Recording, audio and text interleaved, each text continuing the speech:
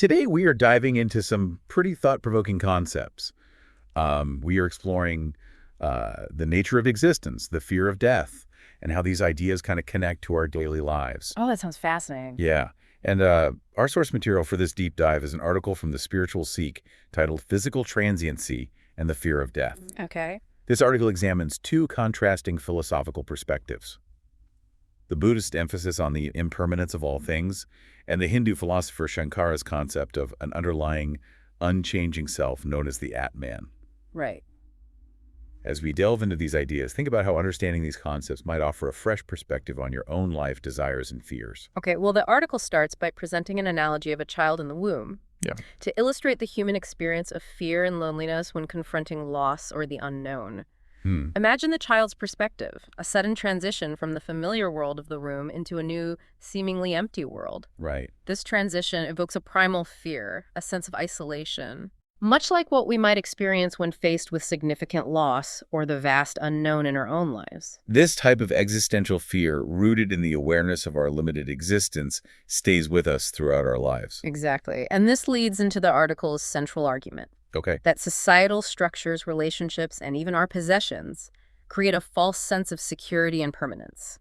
We're led to believe in a solidity that doesn't truly exist. Right. The article uses the lives of kings and emperors as a stark example. Okay. Despite wielding immense power and accumulating vast wealth, they too ultimately face death just like everyone else. Yeah. This highlights the fleeting nature of worldly power and possessions. This concept of impermanence aligns with the Buddhist principle of Anicca. Precisely. Buddhist teaching suggests that recognizing the impermanence of all things rather than clinging to an illusion of permanence can be a path to liberation from suffering. This brings us to a paradox that Buddha explored. If everything is impermanent, does that mean nothing truly exists? The article then delves into this intriguing question. Buddha's perspective suggests that there are no truly permanent, independent things, only a constant flow of events. Interesting. The article uses the image of a flowing river to illustrate this concept. Okay. While we might perceive the river as a solid, singular entity, it's actually in constant flux, always changing. I see. Similarly, our own desires, experiences, even our sense of self are constantly in motion and evolving. This presents a radical shift in perspective from our conventional understanding of a world made up of solid, independent objects. But the article doesn't stop there. It introduces a counterpoint from the Hindu philosopher Shankara. Yes, Shankara offers a contrasting viewpoint. He argues that the very act of knowing nothing exists implies the existence of a knower, a consciousness that transcends this constant flow of events. Right. He refers to this unchanging eternal self as the Atman. So we're presented with two contrasting views: Buddha's emphasis on the impermanence of all things, and Shankara's concept of an eternal self. How can we reconcile these seemingly opposing ideas? The article suggests that both perspectives offer valuable insights into the human experience. Perhaps it's not about choosing one over the other, but rather recognizing the interplay of both within our understanding of ourselves and the world. That's interesting.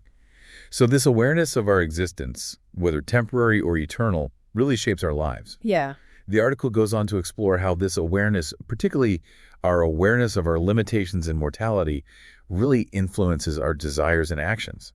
Right. The article suggests that this awareness of finitude of our limited existence often drives a persistent striving for more possessions, experiences beauty in an attempt to kind of transcend our perceived limitations. So we're constantly trying to fill a void, Yeah, attempting to expand ourselves by acquiring things outside of ourselves. exactly. This pursuit, the article argues, is driven by the ego, Okay. which seeks external validation to compensate for a perceived sense of inadequacy. But this pursuit is ultimately futile, leading to suffering, because it fails to address the root cause, the ego's identification with a limited self. And the article uses the Greek myth of King Midas to illustrate this point. Oh, right. Midas wished for everything he touched to turn to gold. Yeah, at first this seemed like a blessing. Right, but it quickly became a curse as he couldn't eat, drink, or even touch his loved ones without turning them into lifeless gold. So it's a cautionary tale about the pitfalls of mistaking external possessions for true fulfillment. Yeah. And we find ourselves caught in a constant struggle between our longing for permanence, for expansion, and the undeniable reality of our limitations, our mortality. Right. The article delves into this inherent duality, Right. highlighting the ever-present awareness of death that influences our lives. Mm, It uses the analogy of the Damocles sword, a sword suspended by a single hair over the head of Damocles, I see. symbolizing a precariousness of power and the constant threat of death. So even in moments of apparent happiness and security, Yes. the awareness of our mortality lingers in the background. The article also presents the story of Kalidasa and his wife. Kalidasa, initially a simple shepherd, was instructed by his wife to focus on a sword hanging above an idol, a reminder of the ever-present possibility of death. Hmm. This intense focus, though, born from fear, ultimately led to Kalidasa's transformation into a renowned poet.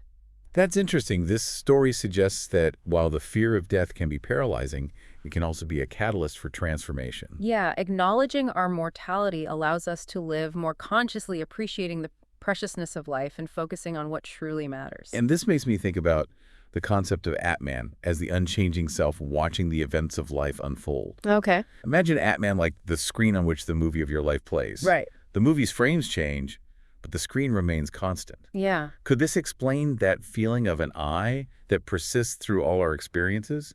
However, the article doesn't advocate for an obsessive preoccupation with death. Right. It suggests that recognizing the reality of our mortality can help us live more authentically. Accepting our limitations allows us to let go of the futile pursuit of external validation and instead focus on cultivating inner peace and fulfillment. So rather than trying to escape our finitude, Exactly. we can embrace it as an integral part of the human experience. Yeah. This brings us back to the two contrasting perspectives we discussed earlier. How can we reconcile the Buddhist emphasis on impermanence with Shankara's concept of an eternal self? If everything is constantly changing, how can there be an unchanging self? That's a profound question, and the article doesn't offer a definitive answer. It invites us to contemplate this duality, to explore how these seemingly opposing ideas can coexist within our understanding of ourselves and the world. The article leaves us with more questions than answers, prompting us to contemplate these complex concepts and find our own meaning. So it's less about arriving at a definitive answer Yeah. and more about embracing the mystery and the paradoxical nature of existence. Perhaps by acknowledging both the impermanence of all things and the possibility of an enduring consciousness, we can find a deeper meaning in our lives, a way to live more fully in the present moment, even in the face of uncertainty and inevitable loss. So much to think about, huh? It seems like this deep dive raised more questions than answers. Yeah, but maybe that's the point. The article doesn't really try to hand us a neat solution or a single perfect worldview, you know? Instead, it encourages us to grapple with these complex philosophical ideas and find our own individual meaning. I see. So where does that leave us then? What can we really take away from this whole exploration of impermanence and the fear of death and the nature of existence itself? Well, perhaps the most important takeaway is that invitation to self-reflection. You know, the article really prompts us to examine our own lives and our desires and our fears in light of these profound concepts. So it's a call to move beyond the superficial, the fleeting, and to seek a deeper understanding of ourselves and our place in the universe. Exactly. By recognizing the impermanence of all things, we can learn to truly appreciate the present moment, to find joy in the simple things, and to cultivate a sense of gratitude for the gift of life itself. And perhaps by acknowledging the possibility of an enduring consciousness, we can find solace in the face of our inevitable physical death.